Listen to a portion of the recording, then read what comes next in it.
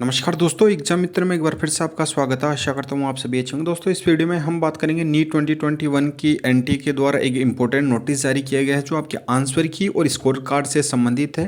तो आपको ये नोटिस जान लेना ज़रूरी है क्योंकि बाद में आपको दिक्कत हो सकती है। तो दोस्तों, इस वीडियो में हम जो नोटिस जारी किया गया उसके बारे में बात करेंगे। और अगर आप हमारे चैनल पर नए हैं, चैनल को सब्सक्राइब करें, बेल आइकन को दबाएं, इससे कि आने वाले सभी वीडियोज़ का नोटिफिकेशन आपको मिल सके।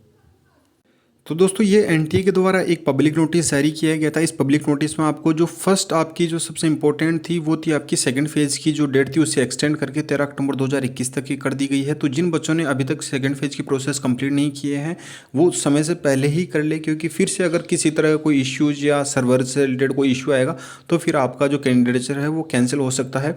तो आपको सेकेंड फेज़ का जो एप्लीकेशन प्रोसेस है उसे कंप्लीट करनी होगी। जिन्होंने फर्स्ट फेज़ की फॉर्म फिल कर रखा है और एग्जाम दे रखा है तो उनके लिए ये कंपलसरी है।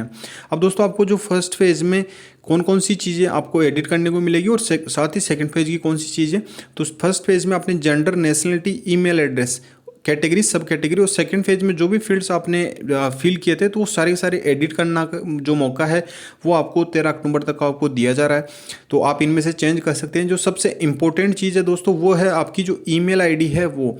तो आप एक बार अपनी ईमेल आईडी है वो चेक कर लीजिए कि करेक्ट है या नहीं है, क्योंकि ईमेल आईडी पे ही दोस्तों आपको ओएमआर शीट सेंड की जाएगी। साथ ही आपका स्कोर कार्ड भी आपकी जो रजिस्टर्ड ईमेल आईडी है उसी पे ही सेंड किया जाएगा। उसके अलावा अदरवाइज पहले क्या होता था कि आपको लॉगिन करने के बाद में आप जब लॉगिन करते थे तो आपके लॉगिन वाले पेज पे ही सारी डिटेल्स शो हो जाती थी, लेकिन इस बार यहाँ पे आप देख सकते हैं इन्होंने बिल्कुल क्लियरली मेंशन किया है the candidate are strongly advise to check, cross check and verify their register email ID. तो इस ईमेल आईडी पे इन्होंने स्पेशली फोकस किया है। तो आप एक बार चेक कर लीजिए कि आपकी जो ईमेल आईडी है वो करेक्ट है या नहीं है, क्योंकि बाद में इशू हो सकता है।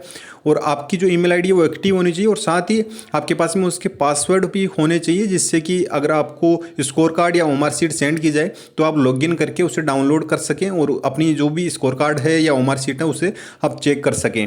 तो ये सबसे इंपॉर्टेंट है ईमेल एड्रेस के लिए। और ईमेल एड्रेस को आप वेरीफाई जरूर कीजिए। जैसे आप ईमेल एड्रेस अपना चेंज करते हैं तो उसे वेरीफाई कर लीजिए। वेरीफाई करने का ऑप्शन आपको वहाँ पे दिया गया है। आप अपना जो कॉन्टैक्ट डिटेल उसे भी वेरीफाई कर लीजिए। काफ़ी सारे बच्चों का जो इशू था वो इसी वजह से आ रहा था, उन्हें ओटीपी नहीं मिल पा रहा था क्योंकि उन्होंने अपनी जो ईमेल आईडी या मोबाइल नंबर है उसे वेरीफाई नहीं कर रखा था। तो अगर आपको ओटीपी नहीं मिल पा रहा है तो इसका एक रीज़न ये भी हो सकता है कि आपने अपनी ईमेल आईडी है जब फर्स्ट फेज का एप्लीकेशन फॉर्म फिल किया था उस टाइम पे आपने वेरीफाई नहीं किया होगा। तो आप अभी वेरीफाई कर लीजिए और अपनी ईमेल आईडी एक बार ठीक से चेक कर लीजिए। और जो फील्ड्स मैंने आपको बताए हैं वो आप एडिट कर सकते हैं। और सेकेंड फेज में जो संपूर्ण डिटेल्स है जो भी आपने फिल की हैं वो आप कंप्लीटली एडिट कर सकते हैं। अगर आप वो एडिट नहीं कर पा रहे हैं तो इन्होंने अपने कॉन्टैक्ट नंबर दिए हैं और अपनी साथ ही ऑफिशियल ईमेल आईडी दी है। तो इस पर आप जाके इनको अपनी डिटेल्स हैं, अपनी जो भी क्वेरी है वो बता सकते हैं। और साथ ही दोस्तों आप अपनी जो क्वेरी है उसे भी रजिस्टर कर सकते हैं। अब क्वेरी कैसे रजिस्टर की जाती है उसका मैंने आपको सेपरेट वीडियो ऑलरेडी प्रोवाइड करवा रखा है, तो आप वो जाके देख लीजिए। उसमें मैंने आपको डिटेल्स में बता रखा है। जैसे किसी स्टूडेंट के मार्क्स में इशू है या किसी का कुछ इशू है तो वहाँ पे कैटेगरी वाइज सारे इश्यूज मेंशन कर रखे हैं, तो आप वो क्वेरी भी रजिस्टर कर सकते हैं। तो दोस्तों, ये मैं फिर से बता रहा हूँ, आप अपनी ईमेल आईडी को एडिट कर लीजिए और उसको वेरीफाई ज़रूर कीजिए। वेरिफिकेशन का आपको ओटीपी आएगा तो उस ओटीपी को उसमें फिल करना, तभी वेरीफाई हो पाएगी। तो आप ये ज़रूर कर लीजिए, अदरवाइज आपको फिर बाद में इशू क्रिएट हो सकता है। तो आप ये वीडियो ज़्यादा से ज़्यादा शेयर कीजिए जिससे कि ज़्यादा से ज़्यादा बच्चों को इसकी जानकारी हो सके।